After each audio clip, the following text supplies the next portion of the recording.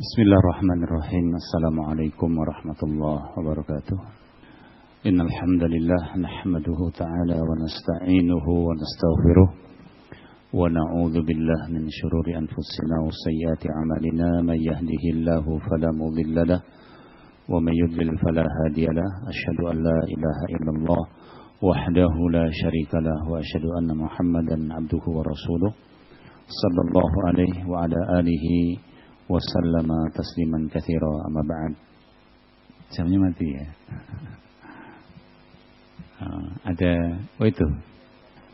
Ikhwatal kiram abna'i barakallahu fikum.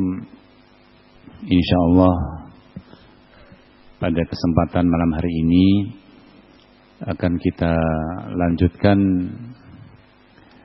pembacaan dari kitab Awaiq At-Talab Fadilatul Syekh Abdus Salam rahimahullahu ta'ala, sebagaimana yang telah disinggung di pertemuan-pertemuan awal. Kitab ini merupakan salah satu kitab yang memuat sesuatu yang harus dijauhi, maka dikatakan sebagai awaik, penghalang. Mestinya kan penyemangat ya, belum apa-apa kok dihalangi. Tetapi yang dimaksud kita mempelajari perkara-perkara yang akan menjadi penghalang keberlangsungan. Dan itu di dalam pendidikan, di dalam bimbingan, di dalam wejangan, di dalam memberikan arahan kadang-kadang diperlukan. Sebagai contoh,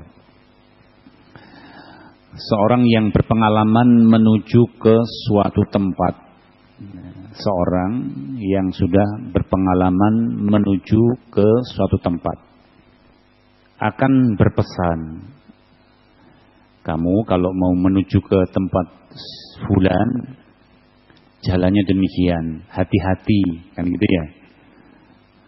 Ada rintangan-rintangan yang perlu kamu waspadai supaya terhindar.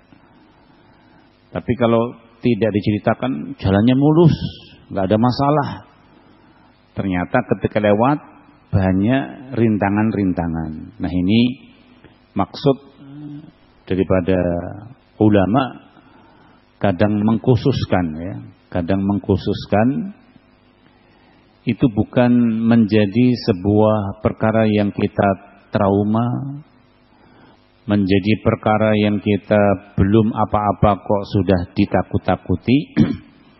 Tetapi dalam bab ini tulisan karya ulama ahlu tajrubah, ulama-ulama yang memang sudah berpengalaman, melanglang buana, yang semoga dengan poin-poin yang di situ diberi garis besar, judul besar oleh muallif dengan awaiq, penghalang, kita mampu menghindar dari penghalang tersebut sehingga kita lolos. Karena tahapan untuk menjadi seorang alim itu tahapan yang panjang. Tahapan yang panjang. Fabarakallahu fikum. Karena namanya orang kadang ketika belajar itu awalnya polos, awalnya baik. Tapi seiring waktu muncul niatan-niatan, muncul keinginan-keinginan. Sebagai contoh, salah satu pintu yang Rasul Shallallahu Alaihi Wasallam menghasung ialah mempelajari Quran. Khairukum siapa? Man ta'allamal Quran wa 'allamahu. Sebaik-baik kalian ialah orang yang mempelajari Quran dan mengajarkannya. Kita mungkin lugu awalnya, mempelajari, membaca, menghafal. terus mulai ada kemampuan-kemampuan yang disebut dengan malakah, kemampuan untuk bisa baca dengan baik, dengan lurus, tahu ahkamnya dan seterusnya. Mulai naik kemampuan-kemampuan yang ada pada dirinya. Lama-lama diakui, ya, Masya Allah kamu punya kemampuan. Diakui, kemudian beralih yang dulu dia belajar menjadi siapa? Menjadi pengajar. Menjadi pengajar. Kemudian awalnya Masya Allah, artinya tulus. Dia ingin menyampaikan ilmunya agar orang lain juga seperti dia. Tapi kadang-kadang muncul tendensi tidak mau disaingi, ya. Ketika ada yang mulai bagus, mulai ada yang lebih baik, waduh ini bahaya ini, reputasi saya jadi apa? Jadi terancam. Naam, jadi terancam. Dan ini bukan cerita yang kemudian mengada-ada, bukan cerita yang mengada-ada. Naam, fa barakallahu fikum. Sehingga mudah-mudahan poin per poin yang disampaikan muallif rahimahullah dan juga kata-kata mutiara yang beliau sadurkan di situ menjadi pengingat kita. Pada akhir pembahasan telah kita masuki a'iq al-awwal, penghalang yang pertama ialah thalabul ilmi li ghairi wajhillahi ta'ala. Penghalang yang pertama adalah seorang manakala belajar tujuannya bukan karena Allah. Itu penghalang terbesar. Pengen pintar, pengen menjadi orang yang dihormati, pengen diorangkan, dan seterusnya, dan seterusnya. Nah, kalimat yang sudah kita lalui, ucapan Suhnun al-Maliki, salah seorang ulama Malikiyah. Beliau termasuk yang mengumpulkan marwiyat, riwayat-riwayat murid-murid Imam Malik. Makanya beliau tidak langsung mendapatkan riwayat dari Malik, tapi dari murid-muridnya. Makanya di situ dikatakan kana Ibnul Qasim, yang seperti pernah kita sampaikan, ada yang mengatakan kunyah itu Abu Ubaid, ada yang mengatakan Abu Abdillah, Abu Ubaidillah atau Abu Abdillah, wa huwa Abdurrahman Ibnul Qasim, Abdurrahman Ibnul Qasim. Baik.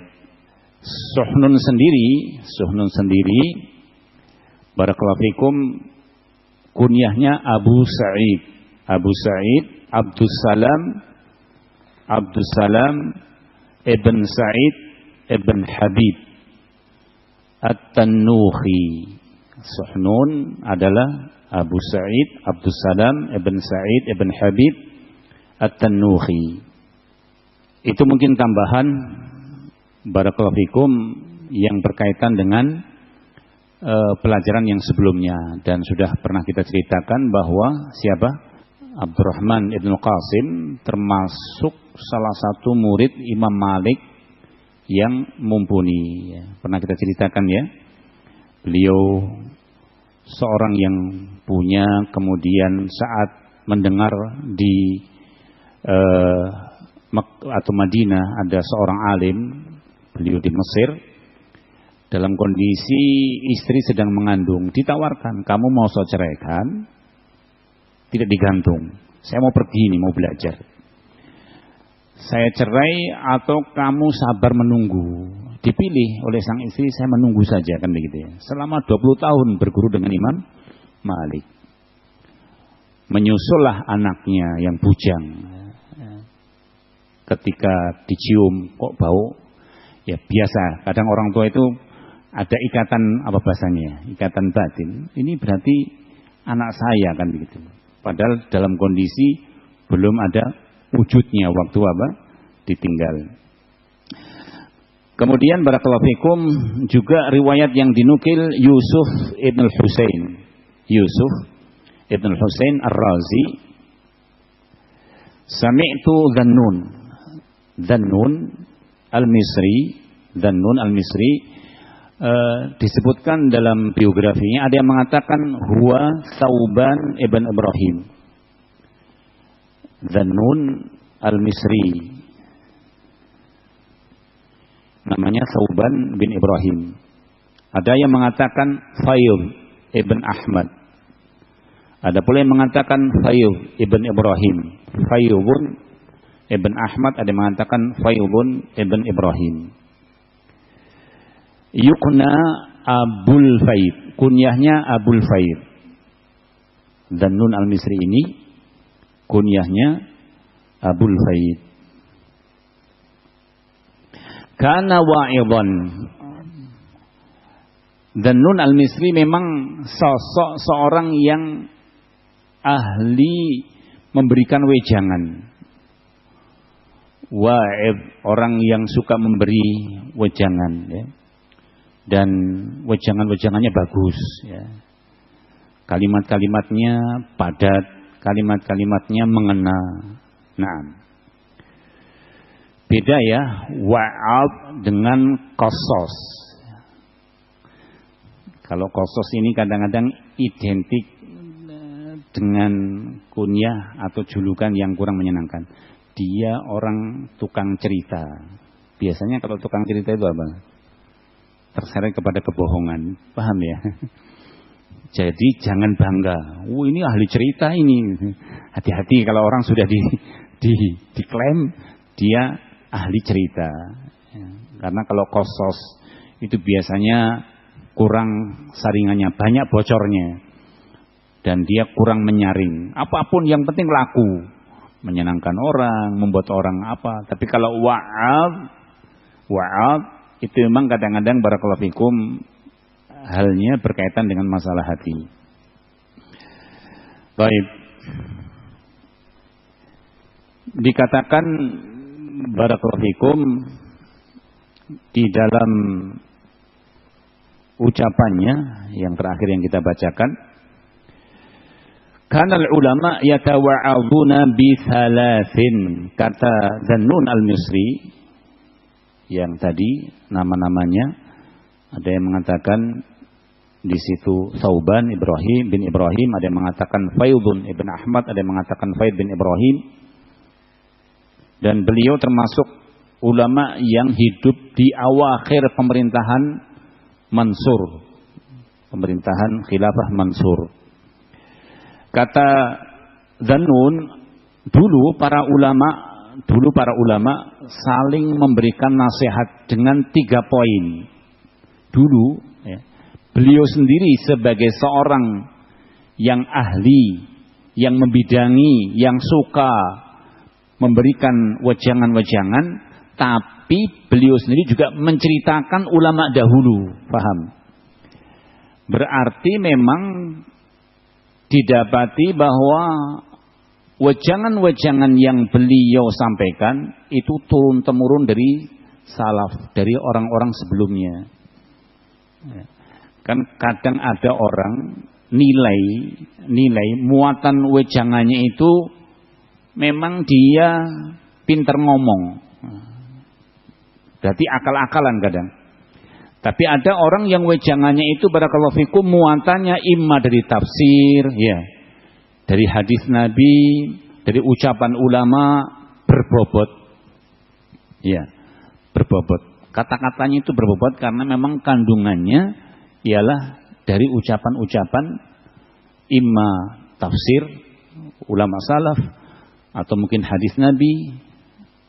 Yang terbesar tentunya Al-Quran, ya. Tentunya apa? Al-Quran. Taib.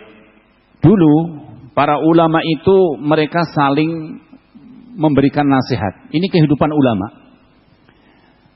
Beda dengan kita ya. Beda dengan kita ya. Kita bukan mengklaim ulama. Ya, kelasnya mungkin asatidzah. Asatidzah. Dulu asatidzah itu saling tegur sapa, saling mengingatkan, saling surat menyurati gimana kabarnya.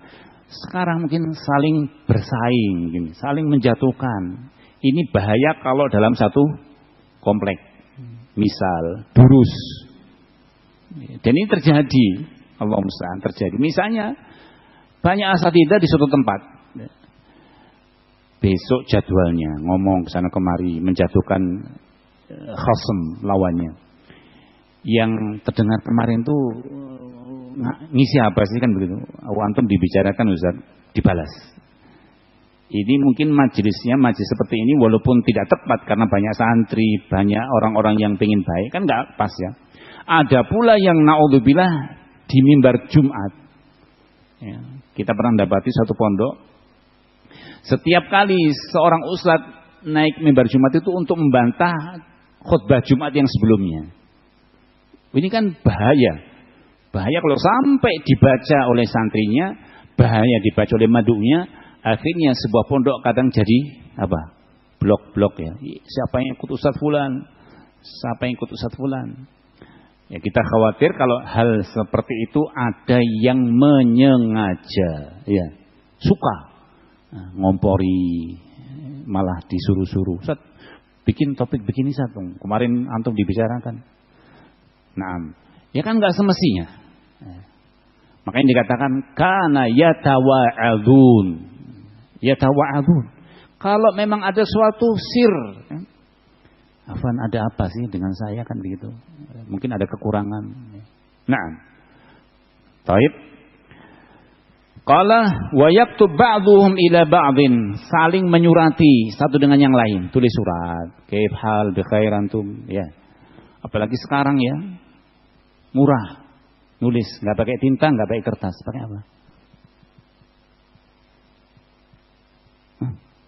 Nulis surat enggak pakai kertas, enggak pakai tinta, pakai apa?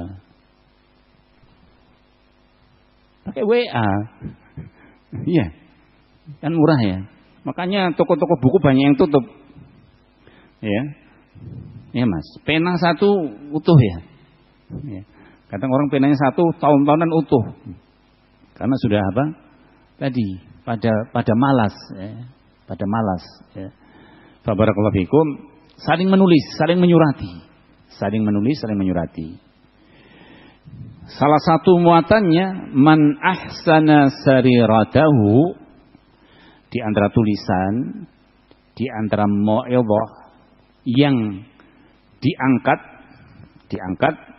adalah barang siapa yang memperbaiki aspek batinnya, hal-hal yang sifatnya ketakwaannya, ya, hati. Orang kan sering kalau sakitnya badan itu luar biasa ya, agresif untuk cepat mengobati luka atau mungkin ada penyakit kulit, masya Allah luar biasa gelisahnya. Giliran sakit hati diem-diem ya, nggak pernah mau cari obat. Pak dokter, ya jarang yang tanya, Ustaz, Pak dokter saya ini lagi sakit gini apa obatnya kan gitu ya, ya kan jarang ya. Nah, kurang kepekaan dalam hal mencari obat hati. Sementara sehatnya hati, sehatnya kolbu itu tidak bisa ditukar dibandingkan dengan harga apapun ya. Baik. Barang siapa yang dia punya perhatian memperbaiki masalah hal-hal yang kaitannya dengan aspek batin hati dia, ya keikhlasan, ketakwaan, ketawakalan, mahabbah, ya. Itu semua dia perbaiki. Kata Dzannun mesti tadi, ahsanallahu ala niyatahu. Otomatis siapa yang peduli dalam hal memperhatikan masalah hatinya, tidak ada penyakit-penyakit dengki, hati semua kan gitu ya. Otomatis Allah akan memperbagus tampilan luarnya. Otomatis Allah Subhanahu wa taala akan memperbagus tentang hal-hal luarnya. Ya, fisik, tampilan fisik itu kan relatif. Betul Mas ya? Ganteng itu kan relatif ya. Ya. Orang ganteng kan relatif. Fisik itu relatif ya, relatif. Orang membiji ya, bahasanya dia itu kulitnya hitam ya. Syekh rahimahullah, Syekh Mukbil. Dulu ada orang-orang Afrika. Tahu kan orang Afrika itu? Gelap ya. Tapi yang paling beliau senangi kalau senyum, giginya itu putihnya luar biasa. Paham? menyenangkan lihatnya. Beda dengan kita. Kulit kita kuning, gigi juga sama kan gitu ya.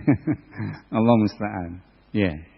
Nah, beliau cerita, Masya Allah. Jadi tidak kemudian di situ menjadi penyebab tampilan fisik. Yang dikatakan Allah akan perbaiki fisik, bukan bermakna dia hitam gelap gitu kok katanya bagus fisiknya. Relatif ya. Relatif. Nah, baik. Yang dimaksud ya amalan dia, perbuatan-perbuatan dia itu akan Allah perbaiki. Qala wa man aslaha ma bainahu wa bainallah. Barang siapa yang memperbaiki hubungan antara dia dengan Allah Subhanahu wa taala, aslahallahu ma bainahu wa bainan nas. Kalau orang itu memperbaiki hubungan dia dengan Allah, misal salatnya dia perbaiki. Kalau puasa juga betul-betul puasa itu bisa dipamer-pamerkan tidak? Tahu puasa kan Mas ya? Puasa Ramadan kemarin puasa enggak? Ya. Bisa enggak pamer puasa Ramadan itu? Hah? Bisa enggak dipamerkan puasa itu? Enggak bisa ya. Kalau sholat kan mungkin ya. Kalau sholat itu mungkin orang mau pamer, isinya mau riya. Sholat itu mungkin. Haji, umroh, kurban nampak. Ini Masya Allah sapinya, ini Masya Allah dombanya, ini kan begitu. Tapi puasa yang dipamerkan apa? Wong lapar, ngeleh kan gitu ya, haus. Mau dipamerkan apanya ya? Mau ngomong, nih lihat saya lagi puasa ini. Ya nggak mungkin orang, ya terserah kamu kan begitu. Kan saya juga nggak mau ngasih kamu kan begitu. Artinya apa? Mau pamer puasa itu tidak, karena bukan makomnya. Sesuatu yang di situ ruang celah untuk dipamerkan tidak ada. Sehingga termasuk dalam hal puasa, siapa yang memperbaiki hubungan dia dengan Allah, maka Allah akan memperbaiki antara dia dengan yang lain, dengan manusia. Hubungan kita dengan manusia itu tidak bisa dibayar dengan uang ya. Misal antum punya konflik hati, antum datangkan berjuta-juta, ya mungkin orang ya sudah sini uangnya, tapi masalah hati nggak bisa loh saya kan gitu. Ya berarti kan apa? Bukan penyelesaian, sesuatu yang bukan menyelesaikan. Al-muhim barakallahu fikum. Untuk ya, misalnya seorang guru dengan murid, murid dengan sesama, seorang dengan tetangga, semua hal-hal yang berkaitan dengan hubungan antara sesama itu salah satu modalnya barang siapa yang memperbaiki hubungan dia dengan siapa? Dengan Allah. Lah kalau ada yang tanya, itu si fulan misalnya sholatnya rajin, puasanya rajin, sedekahnya rajin, tapi hubungan dengan manusia sering kacau. Yang ditanyakan sholat dia, ya. Yang ditanyakan puasanya, yang ditanyakan tentang nilai sedekahnya. Paham? Bisa saja Allah tidak memberikan kualitas. Bisa saja Allah tidak memberikan kualitas. Bermakna tidak memberi manfaat. Tidak memberi manfaat. Itu yang kedua. Yang ketiga, waman aslaha amra akhiratihi. Barang siapa yang memperbaiki perkara-perkara akhirat dia. Perkara akhirat itu apa saja? Hah? Akhirat itu apa saja isinya? Hah?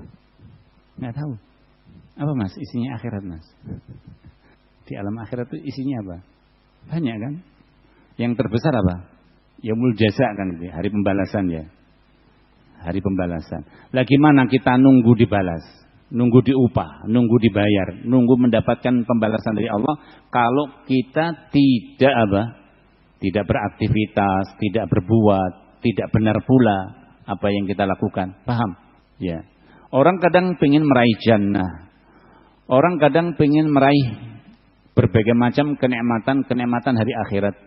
Tapi tidak ada usaha, tidak ada upaya. Makanya dikatakan, waman aslaha amra akhiratihi aslahallahu amra dunyahu.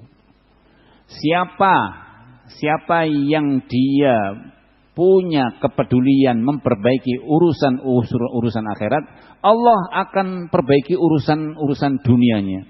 Jangan sampai orang mengatakan memang dengan sholat bisa dapat motor apa? Memang dengan sholat bisa dapat beras apa? Memang dengan sholat bisa mendatangkan uang apa? Baik. Ya, kalau mungkin secara teori ya bukan demikian ya. Bukan demikian. Tetapi kalau Allah memang mendatangkan keajaiban, selama memang itu hamba yang Allah pilih, tidak ada penghalang. Mau contoh? Ya, Maryam alaihissalam, aktivitasnya apa coba? Kan beribadah, ya.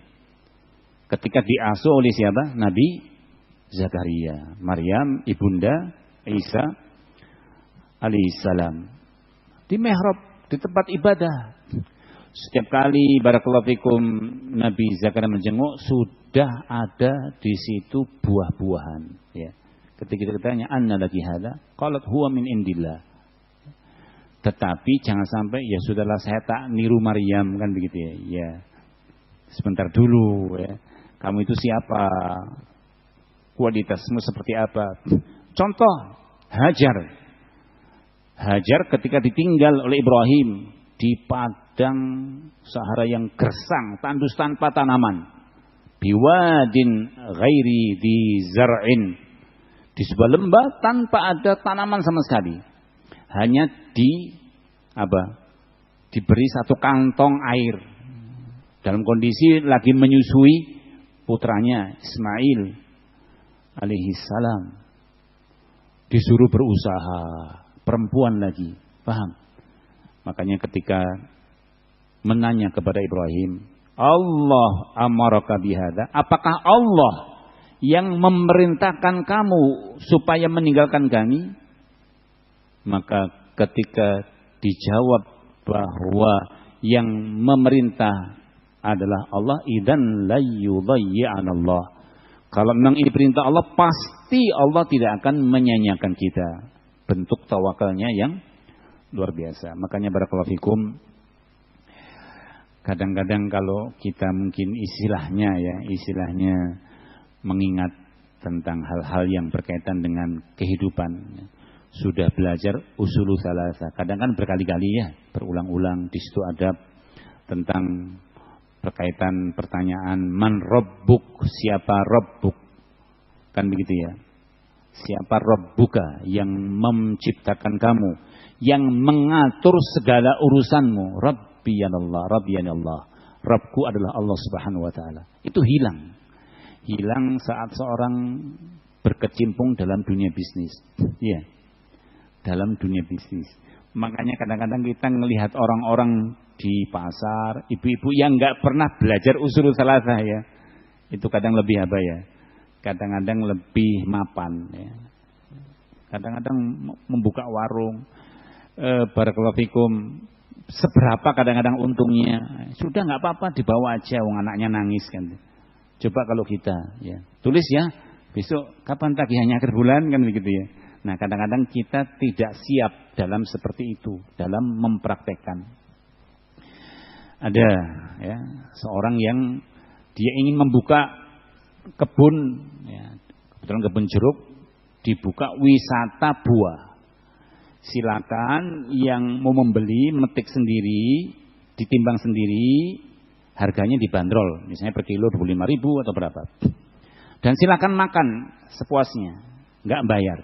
Yang dibayar, yang ditimbang, yang dibawa pulang. Ketika saya tanya, loh, apa nanti tidak khawatir orang nimbang mungkin dia tambah, ya, misalnya beli sekilo dia nambah 2-3, akhirnya mungkin 1,3. Jawabannya apa? Sangat nyantai ringan. Yang di pohon masih banyak. Yang di bawah tadi enggak seberapa dibandingkan yang Allah masih tinggalkan di pohon tadi. Kalau ngurusi ini pusing katanya. Dan jalan begitu ya. Nah, ini kan kadang-kadang bukan usul salatah lagi ya, begitu ya. Ya, fa barakallahu fikum. Artinya sebuah kehidupan kadang-kadang kita banyak mempelajari teori-teori, tapi marilah itu kita jadikan sebagai betul-betul pijakan, patokan bahwa Allah Azza wa Jalla zat yang tidak akan menyanyiakan siapapun selama apa? tadi, memperbaiki urusan-urusan akhiratnya. Sumaqala Ibnu Mubarak, qala Ibnu Mubarak wa huwa Abdullah bin Mubarak rahimahullah. Tadi 3 poin yang dikatakan oleh Dzannun Al-Misri, bahwa dulu para ulama saling menasihati, menulis satu dengan yang lainnya dengan 3 hal tadi. Dengan 3 hal tadi. Qala muallif wa qala Ibnu Mubarak rahimahullah, awwalul ilmi an-niyyah. Awwalul ilmi an-niyyah. Modal yang pertama kali harus diperhatikan dan harus seorang menjaga, berusaha, itu masalah niatan. Niatan kita apa belajar itu? Apa supaya misalnya diakui biar jadi salafi. Kuwi ora pernah ngaji, ora diakui nek jadi salafi misalnya. Tendensinya itu. Jadi ya keluar masuk enggak ada tambahan apa misalnya maklumat. Hanya pengin diakui tentang eksistensinya. Oh, ya nggak mungkin lah saya itu bukan dikatakan salafi. Wong tiap hari ketemu belajar ustaz. Tapi barakallahu fikum tidak ada sesuatu yang memang menjadi niatan untuk karena Allah Subhanahu wa taala. Naam. Qala awwalul ilmi an-niyyah. Jadi ilmu pertama kali yang perlu diperhatikan ialah masalah niat. Thumma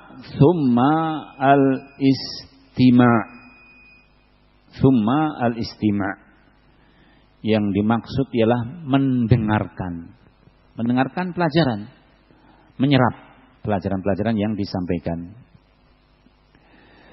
Dan yang dimaksud di sini karena kita ini bukan kapasitas kemampuan seperti para a'immah.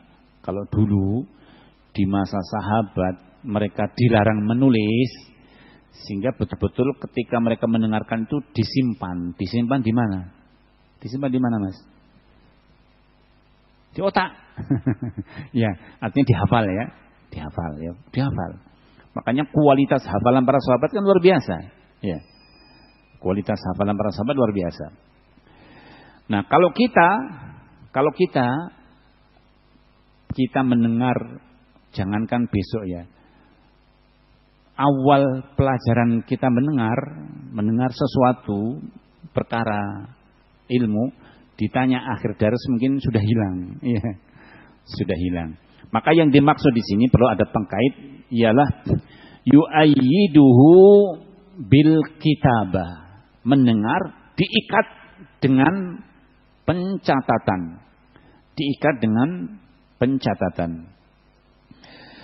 Ya, tentunya seorang saat hudur, artinya hadir dalam sebuah daras, itu mencoba untuk berusaha ilmu itu diikat. Ilmu diikat. Ikatnya dengan apa? Ya memang kalau kuat hafalannya Masya Allah ya. Kalau kuat hafalannya Masya Allah. Ada sebagian orang yang Masya Allah Allah berikan kekuatan hafalan. Nah, dan betul-betul dia ikat dengan hafalannya.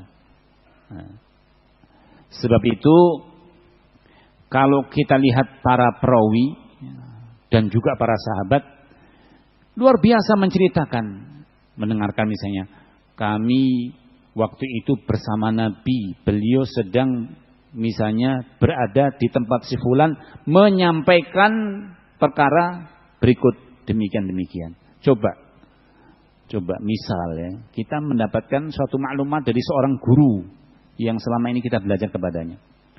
Lalu kita ditanya, kamu pernah dengar ini di mana? Di mana ya? Kecampur nggak tahu di masjid, apa di jalan, apa pas di mobil, kan begitu ya? Nah, coba. Makanya dikatakan kekuatan hafalan para ulama dan juga istihdhar menampilkan, menyebutkan ingatan yang sudah puluhan tahun itu masih seger. Saya kadang-kadang berkunjung ya kepada saudara yang kadang-kadang usianya sampai 80 tahun, ada yang 90 tahun. Bercerita itu Masya Allah, cerita seperti kayak kemarin baru lahir. Dulu misalnya ibumu waktu zaman ini, tahun ini, ketika ini, pakai baju ini, kan begitu ya. Kita mungkin sudah lupa bajunya putih semua, kan begitu, songkolnya putih semua. Nah, al-muhim ini juga termasuk yang barakallahu fikum Allah berikan pada sebagian. Kita kembali. Jadi yang kedua berikutnya ialah mendengar. Diniatkan untuk karena Allah, lalu dengarkan. Dengan diikat. Summa al-faham. Kemudian memahami. Summa al-hifdu, kemudian dihafal. Summa al-amal, kemudian dipraktekkan. Summa an-nashr, kemudian disebarkan. Tahapannya niat lurus, kemudian didengarkan dengan seksama, dicatat. Nah, pentingnya dicatat itu kadang-kadang supaya tidak luput. Misal ada suatu penjelasan, dicatat dulu. Aku mudeng nggak paham, tapi tak catat. Nah, ketika mungkin di majelis dipaksa-paksa untuk memahami kurang bisa, catatan dibijikan. Tadi saya waktu belajar itu mencatat, kok seperti ini, betul tidak? Dibijikan. Oh ya betul. Maknanya apa ini? Kan begitu nggih?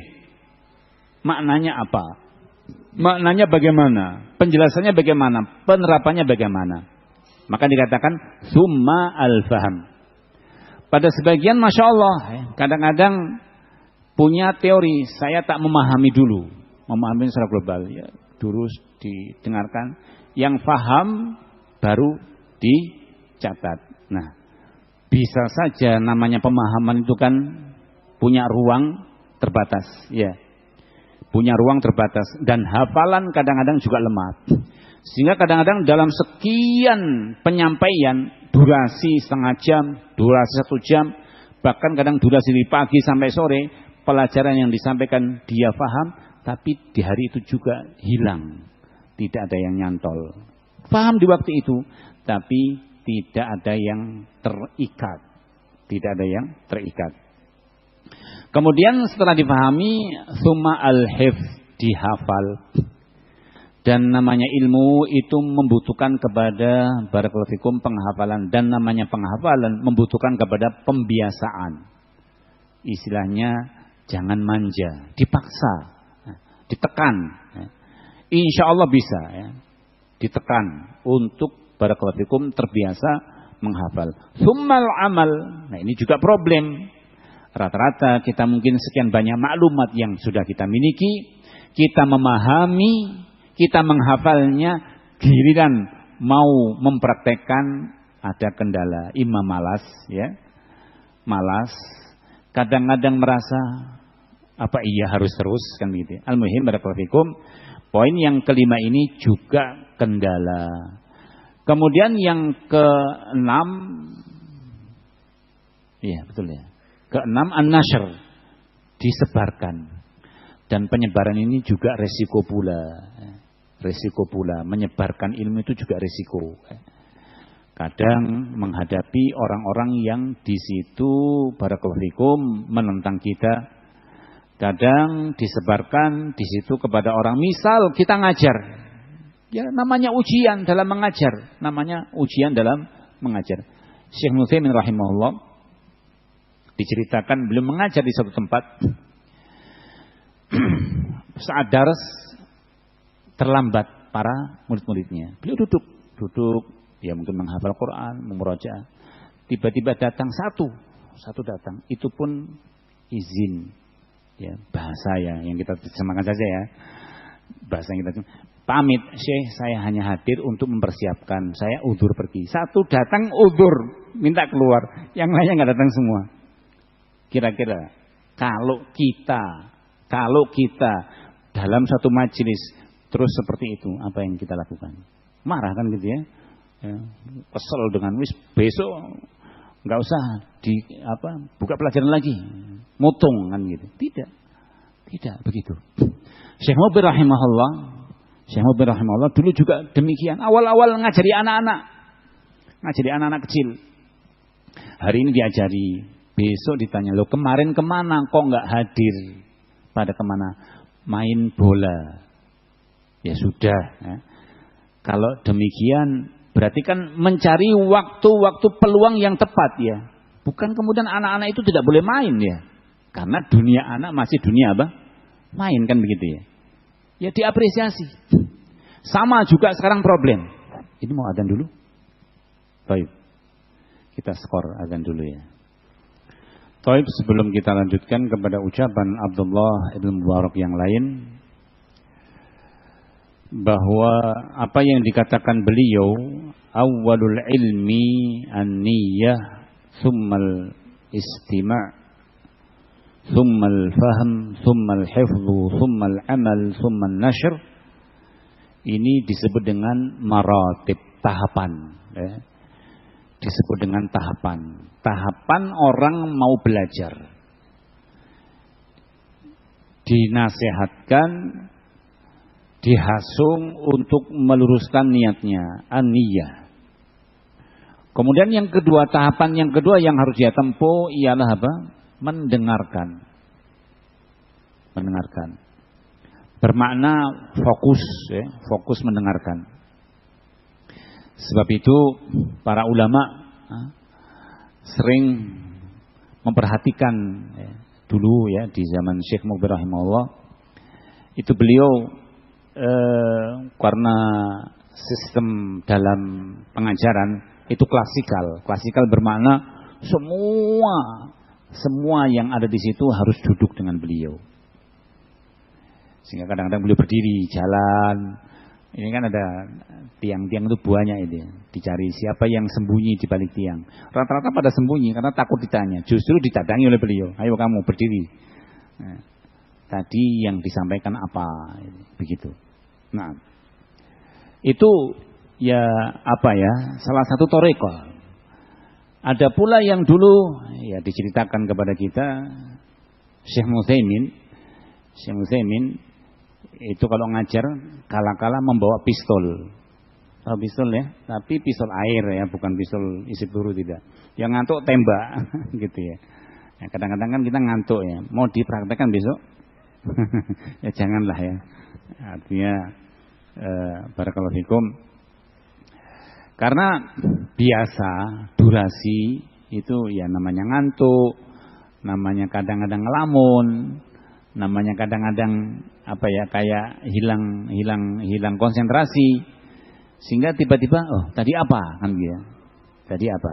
Al-muhim barakallahu fikum, tahapan adalah mendengar. Dan seandainya poin yang penting maka tadi didengar, diikat dengan dicatat. Walhamdulillah ya. Sekarang banyak fasilitas-fasilitas seperti tadi dikatakan, kitab mendukung sebuah pelajaran, guru mengajar ada kitab mendukung dengan apa yang sudah tertulis. Tinggal di situ ketika ada mungkin tambahan-tambahan sebuah pensyarahan, ditambahi di situ. Nah, ditambahi di situ. Dan catatan-catatan pada kitab itu berharga. Itu berharga. Saya punya kitab-kitab yang tidak boleh diganggu oleh anak saya. Kadang-kadang anak saya kan punya kitab minta pakai, jangan. Di situ banyak tulisan-tulisan, nanti khawatir robek, khawatir hilang. Karena pada sebagian saya masih pakai pensil, walaupun juga pakai pena. Banyak juga yang terkena musibah. Saya waktu di Sorong kena banjir. Dan dulu saya waktu berangkat tuh pakai pena tinta cair, sehingga hampir-hampir yang kena banjir itu tercampur tulisannya, sehingga kadang-kadang harus menggunakan lensa pembesar. Saya ulang lagi, karena apa? Itu satu kesimpulan yang kadang kita mungkin memutar kemampuan kita, melanglang buana, misalnya maktabah, kita putari, mencari kesimpulan pembahasan. 20 tahun antum berputar-putar mungkin belum ketemu kesimpulannya. Kadang seperti itu ya. Kadang seperti itu ya. Dan banyak ya. Banyak maklumat-maklumat yang barakallahu fikum artinya disajikan dan kita bubuhkan di samping-samping kitab. Itu kadang-kadang Masya Allah berharga sekali. Bukan sebagai kenangan, bukan ya. Itu ilmu. Itu ilmu. Karena kalau membahas kadang-kadang bingung. Dulu pernah mendengar seperti ini di mana ya? Kadang kita buka-buka lagi. Kalau dipaparkan dalam sebuah pembahasan panjang, belum tentu kita tahu kesimpulannya. Terlebih kadang-kadang namanya kemampuan bahasa Arab ya. Masing-masing untuk menerjemahkannya, mentransfer ke bahasa Indonesia, kadang-kadang memahami, bahkan kadang mungkin salah. Saya pernah ketemu dengan seorang yang katanya lama dulu di Mekah. Dia bukan belajar, tapi sebagai pekerja. Sebagai pekerja. Karena mungkin saya anggap bahasa Arabnya bagus dan dia mengajar, tiba-tiba aneh ketika ya waktu saya disorong tanya, Ustadz mau tanya ini masalah anjing itu kan para ulama kita mengenal tentang khilaf yang ada yang mengatakan hanya dibatasi pada air liur saja, kan begitu ya. Ada yang mengatakan najis semuanya, bahkan ada yang mengatakan tidak najis, kan begitu.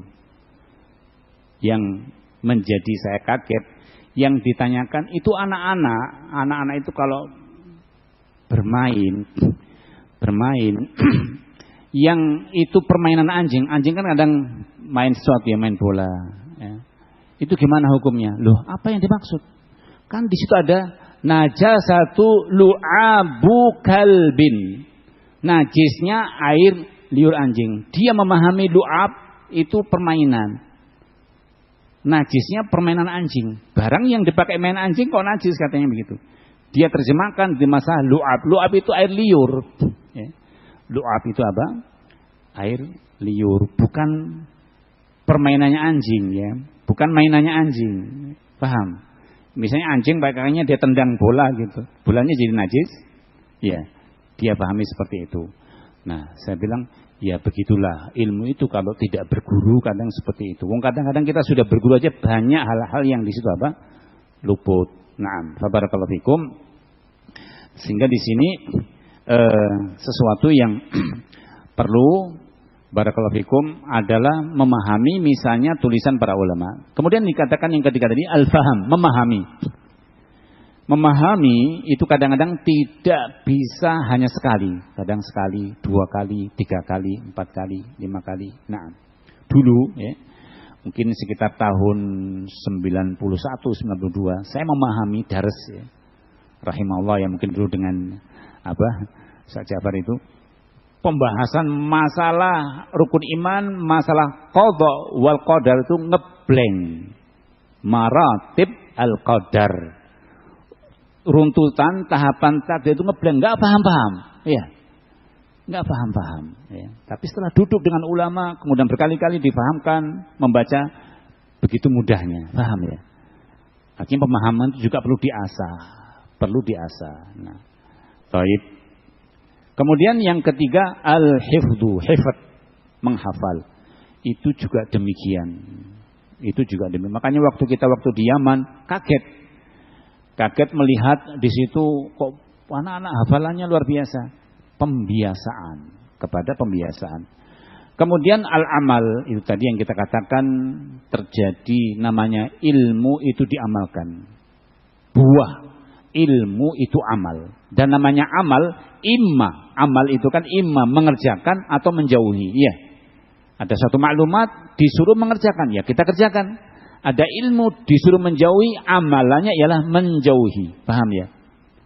Katanya ilmu itu diamalkan, kan bukan semua ilmu itu suruh berbuat. Ya iya, berbuatmu menjauhi. Namanya apa? Mengamalkan ilmu. Makanya sering ada istilah-istilah kalau orang misalnya ngajari, dia mengajar, kok dalam prakteknya bertentangan dengan ilmu yang diajarkan, apa bahasanya Mas? Katanya jarkoni gitu ya. Ngajari tapi tidak apa? Ngelakoni. Nah, dan ini juga ya teguran. Artinya juga termasuk penyemangat. Karena kalau sampai yang namanya misal seorang pengajar dicari sosok yang bersih. Ya, kriterianya bersih, tidak ada kritikan sama sekali. Masya Allah, ya malaikat ya. Sulit kadang kita mendapati. Ya, kadang ada orang kekurangan. Tapi jangan sampai mendominasi. Ya. menyengaja, bukan sesuatu yang mendominasi. Misal ya, seorang dipilih jadi ustadz, terus yang mendominasi itu perkara-perkara yang bertentangan dengan apa yang diajarkan. Ya jangan, karena tidak mengajari kepada apa? Para mad'u dan santri. Dan kita mungkin juga berguru dengannya juga, Allah berguru dengannya juga enggak ngajari kan begitu ya. Taib. Tetapi kadang-kadang ada suatu kekeliruan, kesalahan, kurang dalam menerapkan, ya harus kadang apa kita memakluminya. Untuk cari yang sempurna kadang kita berat. Kemudian juga yang berikutnya nashr, menyebarkan, menyebarluaskan, ya, ima dengan tulisan ya. Untuk punya kemampuan menulis, tulis semampunya. Dan masya Allah banyak para ulama yang mereka itu dalam kehidupannya waktu-waktunya dihabiskan, kadang juga dengan menyebarkan ilmu yang diajarkan. Juga dengan apa istilahnya? Ceramah, dengan kajian, dengan khutbah Jumat, apapun yang dia mampu lakukan. Bahkan kadang-kadang bertetangga. Bahkan kadang-kadang di masyarakat itu tidak perlu diceramahi. Paham? Ya kadang-kadang dengan perbuatan kita, kadang-kadang dengan apa yang kita lakukan, itu Masya Allah ya, sudah di situ punya pengaruh tersendiri ya, punya pengaruh tersendiri. Baik. Kemudian barakallahu fikum yang kedua, qala Ibnu Mubarak aidan, berkata Ibnu Mubarak, ma min syai'in afdalu min talabil ilmi lillah. Tidak ada sesuatu yang lebih utama. Tidak ada sesuatu yang lebih utama, yang lebih afdal dalam mencari ilmu ketimbang kalau seorang lakukan karena Allah. Tidak ada yang lebih utama dalam mencari ilmu kecuali ketika seorang lillah, karena Allah Subhanahu wa taala. Wa ma min syai'in abghadhu ilallah, dan tidak ada sesuatu yang lebih dimurkai Allah min talabil ilmi, dari perkara mencari ilmu li ghairillah, kecuali kalau seorang dalam mencari ilmunya mencari apa? Selain wajah Allah, yaitu dengan tidak ikhlas. Tidak ada sesuatu dalam bab talabul ilmi yang Allah lebih marah, Allah lebih murka ketimbang seorang yang dalam mencari ilmu itu li ghairillah. Jadi masalah seorang mencari ilmu lillah wa li ghairillah, ini poin yang penting, bukan sesuatu yang hanya dikatakan pembicaraan yang menguap, pembicaraan yang di situ pembicaraan basa-basi. Qala wa hadza atau wa huna, kata beliau rahimahullah, wa huna amrun yambaghi at-tanbihu alaih. Di sini ada perkara yang sepantasnya untuk diingatkan padanya. Harus ada tanbih, penekanan, peringatan padanya.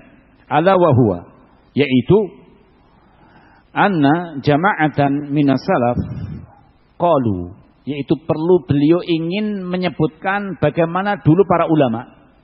Ini sebagai tanbih. Tadi runtutannya apa tadi? Dalam menuntut ilmu, runtutannya awal yang harus dipegang apa? Niat. Iya. Artinya orang itu kadang-kadang orang mengatakan, kalau kamu niatmu gak bagus, jangan belajar. Paham? Iya. Betul apa tidak? Kamu tuh loh, kok saya lihat kamu punya tendensi, jangan belajar sudah. Sana, bikin apa? Jangan. Maka di sini dikatakan perlu diingatkan. Perlu diingatkan. Yaitu jama'atan minas salaf. Kata-kata jamaah berarti bukan hanya 1-2 orang ya. Ada banyak dari ulama salaf yang mereka berkata, dan perkataan itu pengalaman ya. Perkataan itu pengalaman pribadi mereka. Kunna natlubul ilma lid dunya. Syekh Abdus Salam barakallahu fikum menukil dalam kitab Jami' Bayan Ilmi wa Fadlih Ibnu Rajab, dikatakan dahulu para salaf, kami, bukan semua ya, tapi ada banyak ya, bukan semua, karena jamaah, menunjukkan di situ bukan hanya 1, 2, 3 tapi banyak yang bercerita tentang keadaannya. Dahulu kami waktu mencari ilmu itu tujuannya untuk duniawi. Ya. Tujuannya untuk dunia. Qala fajarrana ilal akhirah. Tapi kemudian kami dibelokkan untuk akhirat. Ya. Kemudian kami apa? Dibelokkan, dibawa kepada akhirat. Ya, dengan berbagai macam usaha dan upaya. Ya. Dengan berbagai macam usaha dan upaya. Makanya kadang-kadang kita dalam pertemanan, ya, dia mungkin cerita nampak. Ya. Nampak, orang yang kadang nampak pamer, nampak bergaya. Kita ingatkan, iya. Selama ini saya belajar itu sebenarnya pengen supaya yang lainnya itu bodoh semua, saya yang benar sih. Maka diingatkan. Iya. Karena ini juga demikian. Panggilan-panggilan, ajakan-ajakan kepada perkara yang kurang bagus. Kadang ketemu. Nah, kadang kita membaca sirah, sejarahnya para ulama, bagaimana mereka mengobati masalah niat. Ya, yang begitu sulit dan begitu beratnya. Begitu sulit dan begitu beratnya. Qala fajarna ilal akhirah. Kemudian dibelokkan kami kepada akhirat. Wa talabna hadzal amra wa laysa fihi niyatun. Kami mempelajari perkara ini yaitu ilmu dan tidak ada niat waktu itu. Bermakna niat untuk akhirat, ya. Paham? Laisa fihi niyatun thumma ja'at an-niyatu ba'du. Tiba-tiba Allah tumbuhkan niat pada kami, ya. Paham? Kadang orang demikian ketika belajar, Masya Allah. Temannya pada rajin, saya juga pengen rajin. Temannya pada begini, saya juga pengen. Paham? Niat-niatnya niat-niat tendensi sesuatu yang di situ bukan niat kepada akhirat. Tapi setelah itu dikatakan summa ja'at an-niyatu ba'du. Lalu niat yang lurus datang setelahnya. Datang apa? Setelahnya mungkin dia menyesal, kenapa sih saya belajar kok hanya untuk itu? Untuk apa? Kan begitu ya. Baru kemudian datang. Qala man talabal ilma li gharillah ya'ba alaihi hatta yusayyirahu ilallah. Barang siapa yang mencari ilmu, barang siapa yang menuntut ilmu untuk selain Allah, maka ilmu itu enggan padanya. Ilmu itu enggan, ya. Kadang-kadang kalau kita itu belajar kemudian niatannya macam-macam, ilmu itu enggan nempel pada kita. Ilmu itu enggan mendampingi kita. Ilmu itu enggan untuk kemudian kita bawa. Dia lari. Banyak yang lupa lah. Banyak yang kemudian dia kayak menguap. Paham? Ini juga perlu kita mengoreksi seberapa niatan kita. Seberapa niatan kita. Makanya pada perjumpaan yang sebelumnya, ucapan Abdurrahman Ibn Qasim yang tadi sudah kita sebutkan ketika beliau menjenguk para murid-muridnya, di antara yang beliau katakan ittaqullah fa inna qalila hadzal amr. Bertakwalah kalian kepada Allah. Sedikitnya ilmu dalam baka ini, sedikitnya ilmu, yakni al-ilma ma'a taqwallah katsirun. Jadi kalau ilmu itu walaupun kapasitas kemampuan kita sedikit, bukan orang yang diorbitkan, bukan orang yang dikenal, bukan orang yang tahu apa-apa, bukan, tapi membidangi dan diiringi dengan ketakwaan, kata Abdurrahman Ibn Qasim, menjadi banyak. Banyaknya kenapa? Karena berbarokah. Allah yang membanyakkan. Tetapi wa kathiruhu ma'a ghairi taqwa, jumlah yang banyak tadi, orang mungkin mengatakan ini Masya Allah ini, kalau ngajar apapun bidangnya dia, tapi tidak dibarengi dengan takwa, qalilun, menjadi sedikit. Orang mungkin boleh membici, boleh menilai si fulan itu ilmunya Masya Allah, tapi ingat, kalau tanpa ada ketakwaan padanya, ilmu tidak membawa takwa bagi dia. Dilihat pada muamalahnya, cara berpakaiannya, cara muamalahnya, cara bergaulnya, jauh dari ketakwaan. Paham? Maka menjadi sedikit ilmu yang banyak tadi. Tapi sedikit ilmu, ya, ini bukan kemudian terus kita, loh kalau begitu gimana ya, belajar sedikit aja lah, gitu. Bukan. Karena seiring bahwa ketakwaan itu juga pintunya ialah dengan ilmu, ya. Ketakwaan, pintu-pintu takwa untuk kita jalani itu juga dengan apa? Al-ilmu. Kita kembali. Qala man talabal ilmi atau talabal ilma li ghairillah ya'ba 'alaihi hatta yusairuhu ila Allah. Kemudian ketika enggan dengan tanpa seorang meniatkan hingga Allah menjadikan di hari kemudian karena Allah Subhanahu wa taala, di hari kemudian karena Allah, wa nahwu hadhihi al-ibarat, dan ungkapan-ungkapan yang semisal yang disebutkan oleh beliau rahimahullahu taala. Mungkin kita ambil satu paragraf lagi ya. Waqad syaraha Adz-Dzahabi rahimahullahu taala hadhihi al-ibarati syarhan mufidan. Dan Imam Adz-Dzahabi rahimahullah mengupas ibarat-ibarat tadi, ibarat-ibarat yang sudah kita sampaikan tadi dengan kupasan yang sangat berfaedah. Faqal ala qaul Ma'mar ibn Rashid. Di antara yang beliau kupas ucapan Ma'mar bin Rashid, kana yuqal, dikatakan inna rajula, sesungguhnya seseorang, la yatlubul ilma, sungguh dia sedang dalam proses mempelajari ilmu li ghairillah, bukan karena Allah, fayaba alaihil ilmu hatta yakuna lillah.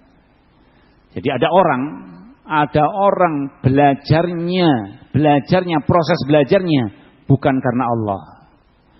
Kemudian ilmu itu enggan, ya kadang-kadang mungkin sulit dalam memahami, kadang hilang-hilang, ya. Gampangannya kadang tidak ada yang nyantol, baru dia sadar lalu membenahi hatta yakuna lillah. Yang kemudian setelah itu ilmu yang dia pelajari menjadi karena Allah Subhanahu wa ta'ala. Taib, itu paragraf yang barakallahu fikum kita sampaikan. Adapun syarah yang mungkin bisa kita bacakan pada kali pertemuan yang berikutnya. Mudah-mudahan bermanfaat dari apa yang kita bacakan.